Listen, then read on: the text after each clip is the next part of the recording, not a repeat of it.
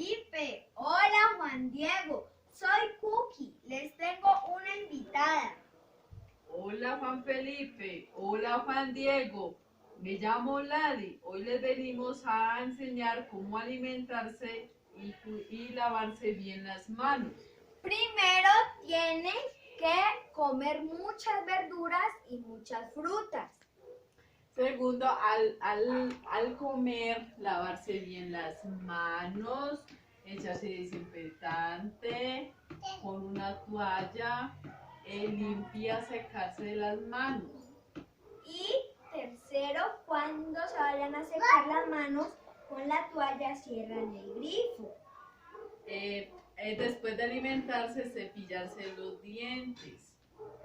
Y no tirarse al piso porque tira muchas bacterias en nuestro cuerpo. Gracias, Comer muchas Felipe. verduras y muchas frutas, Juan Felipe y Juan Diego.